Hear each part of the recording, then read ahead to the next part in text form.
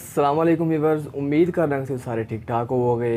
गुरु अर्जन देव जी का कल प्रकाश पुरब का दिहाड़ा चलिया है तो उन्होंने कुछ मुतलक उन्होंने याद विच आपां वीडियो लैके आए हैं। तो तुहानूं पता साढ़े इत्थे रमज़ान चलन दिया है तो रमज़ान का करके असी मतलब कि इधर मुसलमान बड़े ज़्यादा बिजी है।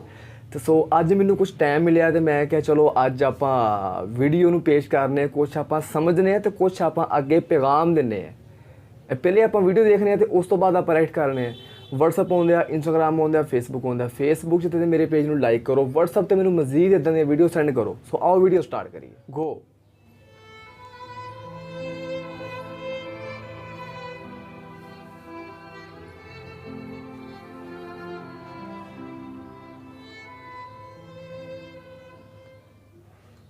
वाहिगुरु जी का खालसा, वाहिगुरु जी की फतेह। अपने भक्तों के हरमन प्यारे शहीदों के सरताज श्री गुरु अर्जुन देव जी का जन्म 15 अप्रैल 1563 ईस्वी को पंजाब के शहर गोइंदवाल में हुआ। चौथे गुरु श्री रामदास जी और माता भानी जी के घर जन्मे इस बालक ने बचपन से ही अपने शांत और विनम्र स्वभाव से सबको अपनी ओर आकर्षित किया। गुरु अर्जुन देव जी का बचपन अपने नाना श्री गुरु अमरदास जी की देखरेख में हुआ। उन्होंने अपने नाना जी से गुरुमुखी का ज्ञान लिया और इसके अलावा उन्होंने संस्कृत, गणित और देवनागरी का भी ज्ञान हासिल किया। गुरु अर्जुन देव जी 19 जून 1579 ईस्वी को माता गंगा जी के साथ विवाह के बंधन में बंध गए। पृथ्वीचंद गुरु अर्जुन देव जी के बड़े भाई थे। वे चाहते थे कि बड़े पुत्र होने की वजह से गुरु गद्दी उन्हें मिलनी चाहिए, लेकिन गुरु रामदास जी ने गुरु अर्जुन देव जी में उपस्थित ढेर सारे गुणों को देखते हुए उन्हें ही गुरु गद्दी पर विराजमान कर दिया, जिससे पृथ्वीचंद अपने छोटे भाई से मन ही मन ईर्ष्या करने लगे। कुछ समय के बाद गुरु रामदास जी ज्योति ज्योत समा गए। गुरु गद्दी पर विराजमान होते ही गुरु अर्जुन देव जी ने सामाजिक कल्याण के काम करवाने शुरू कर दिए। श्री हरमंदिर साहिब बनवाया, श्री तरन तारण गुरुद्वारे की नींव रखवाई तथा सरोवर बनवाया। उन्होंने आदि ग्रंथ की रचना की। श्री सुखमनी साहिब बानी भी उन्हीं के द्वारा लिखी गई। उन दिनों मुगल बादशाह अकबर का शासन था। गुरुजी द्वारा लिखा गया आदि ग्रंथ पढ़कर बहुत से मुसलमान लोग इतने प्रभावित हुए कि वे गुरुजी के शिष्य ही बनते चले गए। गुरुजी की बढ़ती लोकप्रियता को देखकर कुछ कट्टरपंथी मुसलमानों ने अकबर के कान भरने शुरू कर दिए कि गुरु अर्जुन देव जी द्वारा लिखे गए आदि ग्रंथ में इस्लाम धर्म की निंदा की गई है। ऐसा सुनकर अकबर गुरुजी के दरबार में पहुँचे और आदि ग्रंथ में अलग अलग अंग सुनने की इच्छा प्रकट की। अकबर ने कई अंग सुने। बानी सुनकर ऐसा कहीं भी उन्हें एहसास नहीं हुआ कि इस्लाम धर्म की निंदा की गई हो, बल्कि सभी धर्मों को बराबर दर्जा दिया गया था और सबका मालिक एक निरंकार बताया गया। यह सब सुनकर अकबर को अपनी गलती का एहसास हुआ कि उसने गुरु ग्रंथ साहब की बानी पर संदेह किया था। वह पश्चाताप के लिए हरमंदिर साहिब पहुंच गए और 51 स्वर्ण मोहरें भेंट की, अपनी गलती की क्षमा मांगी। कुछ कट्टरपंथी मुसलमानों को अकबर की यह बात अच्छी नहीं लगी। इतिहास में कहा गया है कि अकबर की मृत्यु के बाद उसके बेटे जहांगीर को दिल्ली का राजा बनाया गया। कट्टरपंथी मुसलमानों ने जहांगीर को भड़काया कि अगर पूरे भारत पर शासन करना चाहते हो तो मुसलमान धर्म फैलाना होगा और सिर्फ कूटनीति और शस्त्रों के बल पर ही भारत पर शासन किया जा सकता है। जहांगीर के दरबार में एक चंदू शाह नामक का ब्राह्मण था जो जहांगीर का खास सलाहकार था। चंदू की बेटी विवाह योग्य हो चुकी थी, लेकिन चंदू को उसके पंडित ने गुरु अर्जुन देव जी के बेटे हरगोबिंद जी के साथ विवाह करने की पेशकश रखी। चंदू शाह ने पंडित को उस रिश्ते के लिए तुरंत मना कर दिया और हंसते हुए बोला, गुरु अर्जुन देव जी तो स्वयं लोगों के दिए दान से अपना घर चलाते हैं, तो मेरी बेटी ऐसे घर में कैसे सुखी रह सकती है। अपनी बेटी की बढ़ती हुई आयु को देखकर वह कुछ साल बाद गुरु अर्जुन देव जी के बेटे के साथ रिश्ता करने के लिए पहुंच गया। गुरु अर्जुन देव जी चंदू शाह के बारे में अच्छी तरह से जानते थे, इसलिए उन्होंने वह रिश्ता करने से साफ मना कर दिया। इस बात से चंदू शाह के स्वाभिमान को ठेस पहुंची। उसके मन में गुरु जी के लिए नफरत पैदा हो चुकी थी और वह उनका विरोधी बन गया। जहांगीर की सोच, उनकी नीतियां अपने पिता अकबर से बिल्कुल विपरीत थी। गुरु अर्जुन देव जी के भाई पृथ्वीचंद जहांगीर को अपने भाई की सारी खबरें पहुंचाया करते थे। जहांगीर गुरु जी का सबसे विरोधी बन गया। वह बहाना ढूंढ रहा था कि किसी बहाने से गुरु जी पर कोई इल्ज़ाम लगाकर उन्हें बंदी बना लिया जाए। जहांगीर ने लगातार गुरु जी को सम्मन भेजने शुरू कर दिए। गुरु जी समझ चुके थे कि यह संकेत शुभ नहीं है, इसलिए उन्होंने अपने बेटे श्री गुरु हरगोबिंद सिंह जी को गुरगद्दी सौंप दी। फिर वे जहांगीर के दरबार हाजिर हुए। जहांगीर ने गुरु जी को आदेश दिया कि आपको आदि ग्रंथ में कुछ बदलाव करके हिंदू और मुसलमान के बारे में लिखी सारी बातें हटानी होंगी और फिर से आदि ग्रंथ लिखना होगा। गुरु जी ने जहांगीर की बात अस्वीकार कर दी, जिसे सुनकर जहांगीर ने गुरु जी को अपना बंदी बना लिया। चंदू तो पहले ही ईर्ष्या में जल रहा था। उसने जहांगीर से इजाज़त लेकर गुरु जी को अपने घर लाहौर ले गया। वहां जाकर उसने गुरु जी को बहुत यातनाएं देनी शुरू कर दी।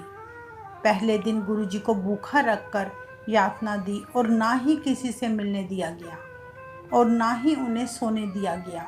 दूसरे दिन उसने गुरु जी को उबलते पानी की देग में बिठा दिया। गुरु जी के कराहने की आवाज़ सुनने के लिए चंदू गुरु जी के पास आया तो उसे सुनाई दिया सतनाम श्री वाहिगुरु, जबकि गुरु जी बड़ी शांत और अडोल अवस्था में परमात्मा के नाम में लीन थे। वह महीना बहुत गर्मी का था। सारे दिन उबलते पानी में बैठने से गुरु जी का सारा शरीर छालों से भर गया। तीसरे दिन चंदू ने गुरु जी को गर्म लोहे के तवे पर बिठा दिया। गुरु जी की ऐसी हालत देखकर उनसे मुस्कुराकर बोला कि अगर आपने मेरी बेटी का रिश्ता ठुकराया ना होता तो आपकी यह दशा ना होती। उन हैवानों ने अपनी पूरी हैवानियत दिखाई और गुरु जी के केशों में गरम गरम रेत डाल दी। यह बात पूरे लाहौर शहर में आग की तरह फैल गई।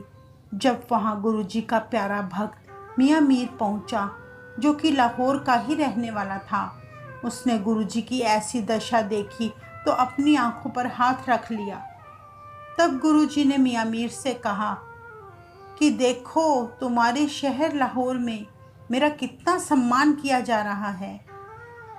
यह सुनकर मियाँ मीर फूट फूट कर रोने लगे और गुरु जी के पास आकर बोले कि महाराज जी आज्ञा दें कि मैं इन दुष्टों को जड़ से ही ख़त्म कर दूं। तब गुरु जी ने उसे कहा कि रब के हुक्म को स्वीकार करना चाहिए। मियाँ मीर ने गुरु जी से फिर कहा कि आप दुष्टों के जुल्म क्यों सहन कर रहे हैं? आप हुक्म दें तो मैं अपनी शक्तियों से इन सब का नाश कर दूं। तब गुरु जी ने मियाँ मीर से कहा कि ये सारी यातनाएं इसलिए सहन कर रहा हूँ ताकि आने वाली पीढ़ी को यह उदाहरण दे सकूं कि दुख में प्रभु के खिलाफ जाकर धैर्य नहीं खोना चाहिए और प्रभु के हुक्म में ही रहना चाहिए। ऐसी बात सुनकर मियाँ मीर गुरु जी की प्रशंसा के गीत गाने लगे। गुरु जी इतने भयानक यातनाएं सहन करते हुए भी लगातार कहते रहे, तेरा भाणा मीठा लागे, हर नाम पदारथ नानक मांगे, जिसका अर्थ है, हे प्रभु, जो कुछ आप करते हैं वो मुझे सही लगता है। हे नानक, आप मुझे अपने नाम का खजाना देने की कृपा करें। उनके सारे भक्त उनकी यह अवस्था देखकर तड़प रहे थे, परंतु बेबस थे। अगले दिन चंदू को गुरु जी को कठिन यातना देने का सोचा। उसने अपने सेवकों से गाय की चमड़ी लाने को कहा ताकि गुरु जी का मुंह चमड़ी में लपेटकर दम घोट दिया जाए।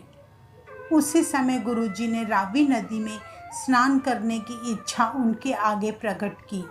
चंदू ने सोचा कि छालों पर ठंडा पानी पड़ने से गुरु जी को अत्यधिक पीड़ा होगी, इसलिए उसने स्नान करने की अनुमति दे दी। कहते हैं 30 मई 1606 ईस्वी के दिन गुरु जी के भक्तों ने अपने प्यारे गुरु जी को रावी नदी में उतरते देखा और महाराज जी डुबकी लगाकर सदा के लिए नदी में समा गए। यह दृश्य देखकर उनके भक्त कह उठे, धन गुरु जी, आप सबसे महान हैं। गुरु जी ने वास्तव में सारी दुनिया के सामने यह उदाहरण पेश किया कि सिख सच की खातिर कुर्बान होना निरंकार का हुक्म समझता है और स्वीकार भी करता है। वाहेगुरु जी का खालसा, वाहेगुरु जी की फतेह। ਸੋ ਵੀਵਰਸ, ਇਹ ਸੀ ਅੱਜ ਦੀ ਵੀਡੀਓ ਬੜੀ ਜ਼ਿਆਦਾ ਇਮੋਸ਼ਨਲ ਤਰੀਕੇ ਦੇ ਨਾਲ ਬਣਾਈ ਗਈ ਹੈ ਤੇ ਇੱਕ ਦਫਾ ਤਾਂ ਮੈਂ ਖੁਦ ਇੱਕ ਦਫਾ ਇਮੋਸ਼ਨਲ ਹੋ ਗਿਆ ਜਦੋਂ ਮੀਆਂ ਮੀਰ ਜੀ ਜਦੋਂ ਆਏ, ਜਦੋਂ ਉਹਨਾਂ ਨੇ ਜਾ ਕੇ ਗੁਰੂ ਸਾਹਿਬ ਕੋਲ ਪੁੱਛਿਆ ਕਿ ਗੁਰੂ ਸਾਹਿਬ ਤੁਹਾਡੇ ਨਾਲ ਕੀ ਹਾਲਤ, ਕੀ ਇਹਨਾਂ ਨੇ ਕੀਤਾ ਵਾ, ਕਿੱਡਾ ਵੱਡਾ ਜ਼ੁਲਮ ਕੀਤਾ ਵਾ, ਤੁਸੀਂ ਮੈਨੂੰ ਹੁਕਮ ਦਿਵੋ, ਮੈਂ ਇਹਨਾਂ ਨੂੰ ਇੱਕ ਹੀ ਹੱਥ ਹਿਲਾ ਕੇ ਇਹਨਾਂ ਦਾ ਮੈਂ ਤਖਤਾ ਉਲਟ ਦੇਵਾਂ। ਲੇਕਿਨ ਕਿਆ ਬਾਤ ਹੈ ਗੁਰੂ ਸਾਹਿਬ ਨੇ ਸਾਡੇ ਵਰਗਿਆਂ ਨੂੰ ਦੱਸ ਦਿੱਤਾ ਫੜ ਕੇ ਕਿ ਉਹਦੀ ਰਜ਼ਾ ਹੈ, ਜਿਸ ਤਰ੍ਹਾਂ ਉਹਦੀ ਰਜ਼ਾ ਹੈ ਇਹਦੇ ਵਿੱਚ ਖੁਸ਼ ਰਹਿਣਾ ਹੀ ਕਾਮਯਾਬੀ ਹੈ, ਹੱਕ ਤੇ ਰਹਿਣਾ ਹੀ ਕਾਮਯਾਬੀ ਹੈ। ਏਡੀ ਦਰਦਨਾਕ, ਏਡਾ ਮਤਲਬ ਕਿ ਉਹਨਾਂ ਦੇ ਉੱਤੇ ਗਰਮ ਪਾਣੀ 'ਚ ਬਿਠਾਇਆ ਗਿਆ, ਤੱਤੇ ਤਵੇ ਤੇ ਬਿਠਾਇਆ ਗਿਆ, ਮਤਲਬ ਕਿ ਏਡੀ ਸਖਤ ਸਜ਼ਾਵਾਂ ਦਿੱਤੀਆਂ ਗਈਆਂ ਏਡੀ ਗਰਮੀ ਦੇ ਮਹੀਨੇ ਦੇ ਵਿੱਚ। ਲੇਕਿਨ ਉਹਨਾਂ ਦਾ ਪੈਗਾਮ, ਉਹਨਾਂ ਦਾ ਇੱਕ ਮੈਸੇਜ ਦੁਨੀਆ ਵਾਸਤੇ, ਇੱਕ ਦੁਨੀਆ ਨੂੰ ਦੇ ਕੇ ਗਏ ਕਿ ਤੁਸੀਂ ਹੱਕ ਦੇ ਉੱਤੇ ਰਹਿਣਾ ਵਾ। ਤੇ ਉਹਨਾਂ ਨੇ ਮੀਆਂ ਮੀਰ ਜੀ ਨੂੰ ਇਹੀ ਗੱਲ ਕਹੀ ਕਿ ਤੁਸੀਂ ਇਸ ਤਰ੍ਹਾਂ ਦਾ ਕੰਮ ਨਾ ਕਰੋ ਜਿਹਦੇ ਵਿੱਚ ਅੱਲਾਹ ਤਾਲਾ, ਜਿਹਦੇ ਵਿੱਚ ਵਾਹਿਗੁਰੂ ਦੀ ਰਜ਼ਾ ਹੈ, ਉਹੀ ਕੰਮ ਹੋਣ ਦਿਓ। ਤੇ ਇਹ ਗੁਰੂ ਅਰਜਨ ਦੇਵ ਜੀ ਮੇਰਾ ਖਿਆਲ ਕਹਿੰਦਾ ਇਹ ਉਹ ਗੁਰੂ ਸਾਹਿਬ ਨੇ ਜਿਨ੍ਹਾਂ ਨੇ ਦਰਬਾਰ ਸਾਹਿਬ ਅੰਮ੍ਰਿਤਸਰ ਦੀ ਤਮੀਰ ਕੀਤੀ, ਔਰ ਤਮੀਰ ਕਰਨ ਤੋਂ ਪਹਿਲੇ ਮੀਆਂ ਮੀਰ ਦੀ ਸਰਕਾਰ ਮੀਆਂ ਮੀਰ ਦੇ ਕੋਲੋਂ ਨੀਂਹ ਦਾ ਪੱਥਰ ਮਤਲਬ ਕਿ ਰਖਵਾਇਆ। ਤੇ ਫਿਰ ਵੀ ਜਹਾਂਗੀਰ ਬਾਦਸ਼ਾਹ ਕਹਿੰਦਾ ਰਿਹਾ ਕਿ ਇਸ ਗੁਰਬਾਨੀ ਦੇ ਵਿੱਚ, ਇਸ ਗੁਰੂ ਗ੍ਰੰਥ ਸਾਹਿਬ ਦੇ ਵਿੱਚ ਮੁਸਲਮਾਨਾਂ ਦੇ ਖਿਲਾਫ ਗੱਲਾਂ ਲਿਖੀਆਂ, ਹਿੰਦੂਆਂ ਦੇ ਖਿਲਾਫ ਗੱਲਾਂ ਲਿਖੀਆਂ ਵਾ। ਹਾਲਾਂਕਿ ਸਾਈਂ ਮੀਆਂ ਮੀਰ ਦੇ ਨਾਲ ਤੇ ਗੁਰੂ ਸਾਹਿਬ ਦੀ ਬੜੀ ਜ਼ਿਆਦਾ ਮੁਹੱਬਤ, ਬੜਾ ਜ਼ਿਆਦਾ ਪਿਆਰ ਸੀ ਤੇ ਇਹ ਬਸ ਇੱਕ ਜ਼ੁਲਮ ਹੈ, ਇੱਕ ਬਹਾਨਾ ਜ਼ੁਲਮ ਕਰਨ ਦਾ ਸੀਗਾ। ਤੇ ਗੁਰੂ ਸਾਹਿਬ ਨੇ ਇੱਕ ਦੁਨੀਆ ਨੂੰ ਮੈਸੇਜ ਦੇਤਾ, ਗੁਰੂ ਸਾਹਿਬ ਨੇ ਇੱਕ ਪੈਗਾਮ ਦੇਤਾ ਦੁਨੀਆ ਨੂੰ। ਇਹ ਕਾਮਯਾਬ ਹੋਣ ਵਾਸਤੇ ਜੋ ਕੀਮਤ ਲਾਉਣੀ ਪਵੇ ਲਾ ਜਾਓ, ਕਾਮਯਾਬ ਜੇ। ਤੇ ਜਹਾਂਗੀਰ ਨੇ ਗੁਰੂ ਸਾਹਿਬ ਨੂੰ ਸ਼ਹੀਦ ਕਰਾ ਕੇ ਸਾਰਾ ਮਤਲਬ ਕਿ ਉਹਨਾਂ ਦੇ ਉੱਤੇ ਏਡੇ ਜ਼ੁਲਮ ਕਰਕੇ ਕਿ ਜਹਾਂਗੀਰ ਨੇ ਸਮਝਿਆ ਵਾ ਕਿ ਮੈਂ ਕਾਮਯਾਬ ਹੋ ਗਿਆ ਮੈਂ ਕਿ ਜਿੱਤ ਗਿਆ ਮੈਂ। ਨਹੀਂ, ਬਿਲਕੁਲ ਨਹੀਂ। ਤਾਰੀਖ ਨੇ, ਹਿਸਟਰੀ ਨੇ ਸਾਬਤ ਕੀ ਕੀਤਾ, ਕਾਮਯਾਬ ਕੌਣ ਹੋਇਆ ਵਾ? ਕਾਮਯਾਬ ਗੁਰੂ ਅਰਜਨ ਦੇਵ ਜੀ ਹੋਏ ਨੇ। ਅੱਜ ਤੁਸੀਂ ਲੱਖਾਂ, ਹਜ਼ਾਰਾਂ, ਕਰੋੜਾਂ ਸਿੱਖ ਦੇਖੋ ਜਿਹੜੇ ਪੂਰੀ ਦੁਨੀਆ ਦੇ ਵਿੱਚ ਫੈਲੇ ਹੈ ਔਰ ਮਤਲਬ ਕਿ ਲੋਕਾਂ ਦੀ ਸੇਵਾ ਕਰਨ ਦੇ ਹੈ। ਇਹ ਉਹਨਾਂ ਦੇ ਗੁਰੂ ਸਾਹਿਬ ਦੇ ਮੰਨਣ ਵਾਲੇ ਸਿੱਖ ਨੇ। ਤੇ ਸੋ ਫਿਰ ਵੀਡੀਓ ਬੜੀ ਜ਼ਿਆਦਾ ਇਮੋਸ਼ਨਲ ਸੀ, ਮੈਂ ਖੁਦ ਬੜਾ ਜ਼ਿਆਦਾ ਇਮੋਸ਼ਨਲ ਹੋਇਆ ਮੈਂ ਕਿ ਹਾਲਾਂਕਿ ਹੋਰ ਵੀ ਗੁਰੂ ਆਪਣਾ 10ਵੇਂ ਗੁਰੂ ਗੋਬਿੰਦ ਸਿੰਘ ਜੀ ਸਾਹਿਬ ਦੀ ਵੀ ਹਿਸਟਰੀ ਹੈ। ਫਿਰ ਇਸ ਤੋਂ ਪਹਿਲੇ ਆਪਾਂ ਗੁਰੂ ਤੇਗ ਬਹਾਦਰ ਜੀ ਦਾ ਜਨਮ ਦਿਨ ਗੁਜ਼ਰਿਆ, ਉਹਨਾਂ ਦੀ ਵੀ ਆਪਾਂ ਹਿਸਟਰੀ ਪੜ੍ਹੀ ਹੈ, ਸਾਰਾ ਕੁਝ ਆਪਾਂ ਵੇਖਿਆ, ਉਹ 'ਤੇ ਵੀ ਆਪਾਂ ਰਿਐਕਟ ਕੀਤਾ ਵਾ। ਲੇਕਿਨ ਜੋ ਇਹਨਾਂ ਦੀ ਜੋ ਇੱਜ਼ਤ, ਜੋ ਇਹਨਾਂ ਦਾ ਮੁਸਲਮਾਨਾਂ ਦੇ ਨਾਲ ਪਿਆਰ ਸੀ, ਜਿਸ ਤਰ੍ਹਾਂ ਇਹਨਾਂ ਦਾ ਨਾਲ ਮਤਲਬ ਕਿ ਮੁਸਲਮਾਨਾਂ ਦੇ ਨਾਲ ਮੁਹੱਬਤ ਸੀ, ਮੈਂ ਕਹਿੰਦਾ ਕਿ ਯਾਰ ਮੈਂ ਖੁਦ ਬਹੁਤ ਜ਼ਿਆਦਾ ਇਮੋਸ਼ਨਲ ਹੋਇਆ ਇਸ ਵੀਡੀਓ ਨੂੰ ਸੁਣ ਕੇ। ਤੇ ਮੇਰੀ ਇੱਕ ਆਪਣੀ ਰਾਏ ਸੀ, ਮੇਰਾ ਇੱਕ ਆਪਣਾ ਖਿਆਲ ਸੀ, ਮੇਰੇ ਇੱਕ ਆਪਣੇ ਜਜ਼ਬਾਤ ਸੀ। ਸਿੱਖ ਧਰਮ ਜਿਹੜਾ ਵਾ ਉਹ ਸਾਰਿਆਂ ਨੂੰ ਨਾਲ ਲੈ ਕੇ ਚੱਲਦਾ ਵਾ। ਇਹ ਗੱਲ ਸਾਨੂੰ ਮੁਸਲਮਾਨਾਂ ਨੂੰ ਮੰਨਣੀ ਪਏਗੀ। ਤੇ ਕਿੱਡਾ ਬਦਨਸੀਬ ਹੋਏਗਾ ਜਿਨਨੇ ਉਸ ਟਾਈਮ ਜਹਾਂਗੀਰ ਨੇ ਇਹ ਗੱਲ ਨੂੰ ਨਹੀਂ ਮੰਨਿਆ। ਤੇ ਸੋ ਵੀਰੋ, ਮੇਰੀ ਇੱਕ ਆਪਣੀ ਰਾਏ ਸੀ, ਮੇਰੇ ਇੱਕ ਆਪਣੇ ਜਜ਼ਬਾਤ ਸੀ, ਮੇਰੇ ਇੱਕ ਆਪਣੇ ਖਿਆਲ ਸੀ। ਤੁਹਾਡਾ ਕੀ ਖਿਆਲ ਹੈ, ਤੁਹਾਡੇ ਕੀ ਜਜ਼ਬਾਤ ਹੈ, ਤੁਸੀਂ ਥੱਲੇ ਕਮੈਂਟ ਬਾਕਸ ਵਿੱਚ ਲਾਜ਼ਮੀ ਦੱਸੋ। ਤੇ ਸੋ ਇਹ ਸੀ ਅੱਜ ਦੀ ਵੀਡੀਓ। ਮਿਲਾਂਗੇ ਤੁਹਾਨੂੰ ਅਗਲੀ ਵੀਡੀਓ ਵਾਸਤੇ। ਇਜਾਜ਼ਤ ਚਾਹੁੰਦੇ ਹਾਂ। ਅੱਲਾਹ ਹਾਫਿਜ਼।